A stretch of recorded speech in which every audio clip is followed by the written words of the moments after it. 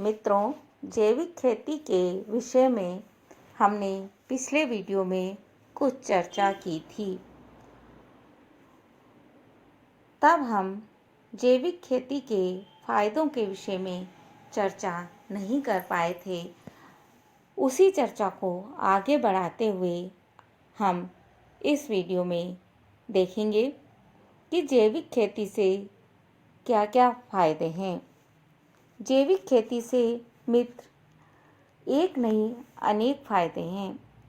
जैविक खेती करने से रासायनिक निर्भरता कम होने से उपज की लागत में कमी आती है और किसान की जेब का बोझ और मस्तिष्क का तनाव दोनों कम होते हैं। वहीं दूसरी ओर भूमि की उपजाऊ क्षमता में वृद्धि से सिंचाई अंतराल में भी वृद्धि होती है। यहाँ तक कि फसलों की उत्पादकता में भी वृद्धि देखी गई है। इससे भी एक कदम और आगे बाजार में जैविक उत्पादों की मांग बढ़ने से किसानों की आय में भी वृद्धि होती है और तनाव में कम जीवन खुशहाल बनता है। यह तो हुई किसान की दृष्टि से फायदे की बात। अब एक दृष्टि मिट्टी की क्षमता पर भी डाल लेते हैं। इससे जहां एक ओर भूमि की मिट्टी की गुणवत्ता में सुधार आता है, वहीं दूसरी ओर भूमि से जल का वाष्पीकरण कम होने से भूमि की जल धारण क्षमता में भी वृद्धि होती है और पर्यावरण की दृष्टि से भी जैविक कृषि के लाभ ही लाभ हैं। भूमि के जल स्तर में वृद्धि से तापमान में अपेक्षाकृत कमी और वातावरण में नमी रहती है, जिससे मिट्टी और खाद्य पदार्थ ही नहीं वरन भूमि में पानी के माध्यम से होने वाले प्रदूषण में भी कमी आती है। कचरे का उपयोग खाद बनाने में होने से बीमारियों में कमी आती है और जीवन खुशहाल बनता है। अंतर्राष्ट्रीय बाजार की स्पर्धा में जैविक पदार्थ की उत्पादकता की गुणवत्ता के खरे उतरने से इसकी मांग सामान्य उत्पाद की अपेक्षा अधिक होती है और निरंतर बढ़ती ही जा रही है, जिससे किसान अधिक लाभ प्राप्त कर लाभान्वित हो सकते हैं। हम जानते हैं आज मानव जीवन के सर्वांगीण विकास के लिए यह नितांत आवश्यक है कि प्राकृतिक संसाधन प्रदूषित न हो, वातावरण शुद्ध हो एवं पौष्टिक आहार मिले। ऐसे में स्वतः ही आवश्यक हो जाता है कि हम खेती की जैविक पद्धति को अपनाएं।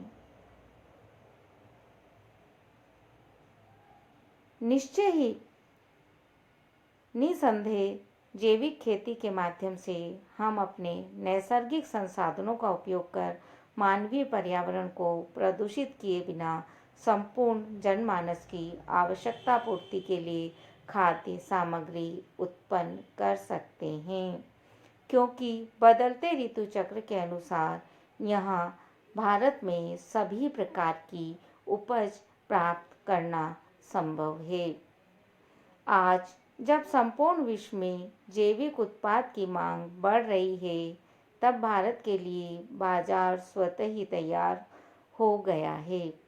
हमें केवल इतना करना है कि उस अनुपात में जैविक खेती को बढ़ाएं, क्योंकि उस अनुपात में भारत में जैविक खेती नहीं होने से देश का निर्यात प्रभावित हो रहा है।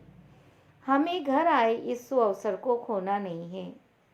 विश्व हमारी ओर आशा भरी निगाह से देख रहा है।